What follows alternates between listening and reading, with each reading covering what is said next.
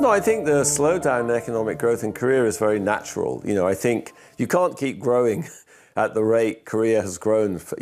Go back to the days when 10% of exports were wigs made of human hair. So there was everything to do there. There was so much to do. There were so many opportunities, technology to borrow, markets to explore, investing in people's education. So there's an enormous burst of energy and rapid economic growth for a few decades. But that's bound to slow down. There are none of those kind of low-hanging fruit left. 가장 크게 보면 이전에는 경제가 계속해서 성장하고 인구는 늘어나는 그런 경제였었습니다. 하지만 이제부터는 경제 성장률은 지체되고 인구는 더 이상 늘어나지 않는, 어떻게 보면 기존에 있는 것들을 나눠 먹어야 되는 경제로 점점 경제가 전환하고 있는 것으로 보입니다.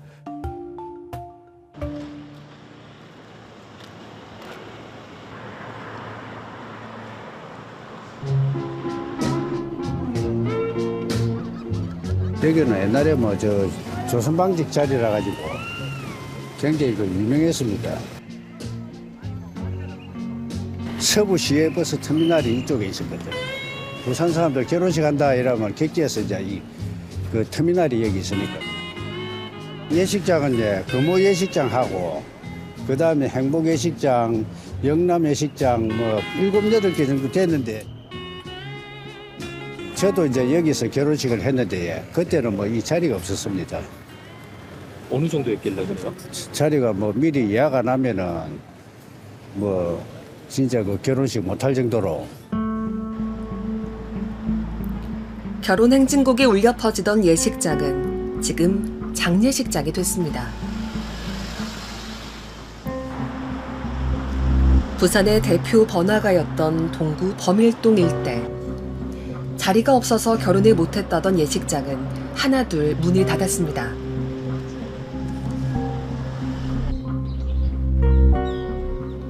사람들이 떠나간 자리엔 빈집이 남습니다.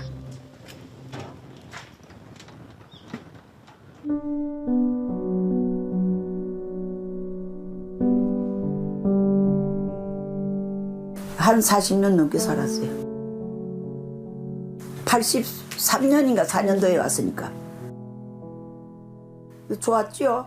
사람도 많고. 사람도 여기 지금 1층에가 6집씩 12집이었거든요. 12집씩 그러니까는 5층까지니까는. 여기는 다 아파트라도 문 열고 내 집 없이 그냥 다니면서 그렇게 동네에서 그렇게 살았죠. 애들 좋았죠. 애들도 그냥 막 여기서 그냥 뛰어놀고 그냥 좋았는데.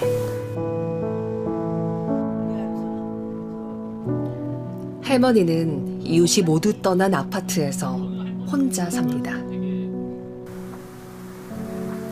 참 슬펐어요. 그 이웃이 다 떠나니까 슬펐어요. 하다못해 우리 손자들까지 다 서울서 다 직장생활하러 갔으니까요. 이게 젊은이들이 할 그게 없잖아요. 부산은 전국의 특광역시 중에서 빈집이 가장 많은 도시입니다.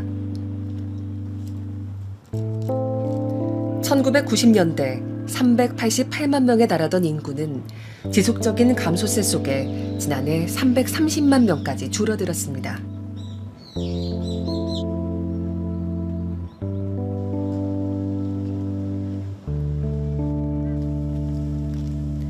아이들이 뛰어놀던 운동장, 이제는 잡초로 뒤덮였습니다. 1970년대만 하더라도 전교생이 2,000명이 넘던 이 학교의 마지막 졸업생은 12명이었습니다.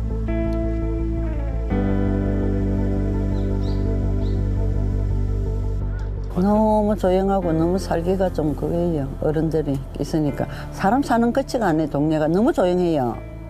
인구가 없어지고 하니까 다 떠나고.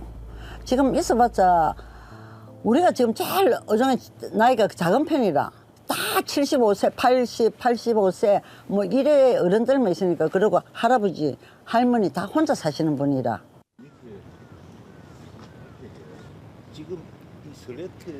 사람들이 떠나가며 생긴 빈집은 지역사회의 힘만으론 풀 수 없는 문제가 됐습니다. 계단이 엄청 가파르네요. 물이 고이가 내려가는 데가 무슨 하고 그건 어디서 물이 나옵니까? 저 봐봐라. 집이 천장이 떨어졌다. 다 무너진 거야. 저기 떨어져가고 침대인데 여기까지 들어오는 기라. 내가 우리 집에 똥내 난다. 똥내 나는 뭔 똥내 나노. 물이 고여서 나는 물이 나가는 데가 무서워. 그러니까 지금 이게 한 1,300채나 됩니다. 우리 동구에 1,300. 억수로 많습니다.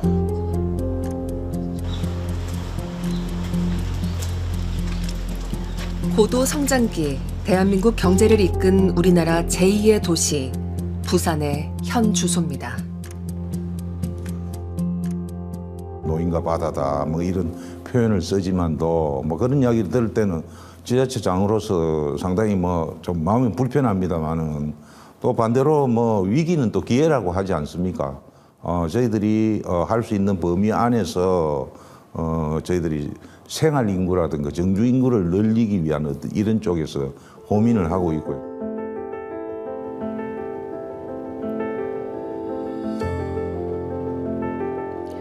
이건 한두 개 지자체의 사정이 아닙니다.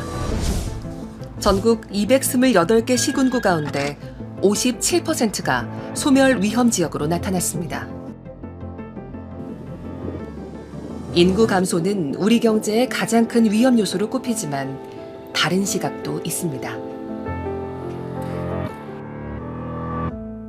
Well, I have a particular sort of view on this, which is, if I look at world economic history, I don't see sort of demography as being a big factor one way or the other. How about low birth rate? It's a big problem in Korea. People are not having children as much as before. Yeah, I don't know. Is it a problem? I'm not sure it is a problem. I mean, it's a choice. It's a choice. I think society can adjust to that. I don't see it as a problem. I think it's a consequence of people, putting different priorities in their lives and deciding to live in different ways. 우리는 어디서 돌파구를 찾아야 할까? And now we're in this new age now of robotics and artificial intelligence, and that's the new wave. We've been seeing these waves of innovation for the last 300 years. That's why why stop now? Why do we want to stop now? But the crucial thing, of course, is to make all this innovation work. People have to be made, they have to be induced through incentives, through institutions to work in the collective interest. That's the hard bit. Yeah.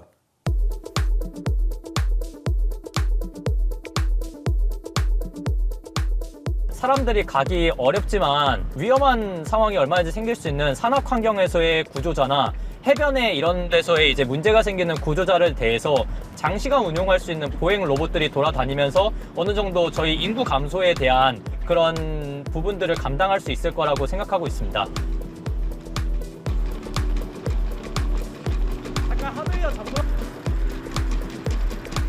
네 발 달린 이 로봇의 이름은 라이보2입니다. 라이보2의 특기는 장거리 달리기입니다. 로봇이 먼 거리를 가기 위해선 기본적으로 배터리 용량을 늘려야 합니다. 그렇게 되면 전체적인 로봇의 무게가 무거워집니다. 무게 때문에 다시 배터리 효율이 떨어져 먼 거리를 가기 어려워지죠. 이를 극복하기 위해 인공지능 시스템을 적용했습니다. 강화학습이라는 기술이 이제 보행 알고리즘에 적용이 됐는데요. 강화학습이라고 하면 어떤 보상 함수를 통해서 잘했을 때 칭찬해주는 그런 느낌의 이제 기술이 들어가는데, 이 로봇은 특히 보행할 때 땅을 사뿐히 디딜수록 저희가 더 보상 함수를 그런 식으로 설계를 해서 사뿐히 뛰어서 에너지가 효율적으로 걸을 수 있는 그런 인공지능 기술이 적용된 로봇이라고 보시면 될 것 같습니다. 2024년 11월 라이보2는 세계에서 처음으로 풀코스 마라톤을 완주한 로봇이 됐습니다. 물론 처음부터 라이보2가 성공할 수 있었던 건 아닙니다. 2달 전 나간 대회에선 완주에 실패했습니다. 실험실 안과 이제 실제 야외 환경에서는 그 환경의 다양성이 다릅니다. 야외에 나가면 오르막도 있고 내리막도 있고 미끄러운 낙엽길도 있고 이런 다양한 환경들이 존재를 하기 때문에 실험실에서만 그 측정한 그 주행거리만큼 달성을 할 수가 없고, 성공을 위한 실패. 그 실패 자체의 가치에 주목하기 위해 이 학교는 실패 주간 행사를 열고 있습니다.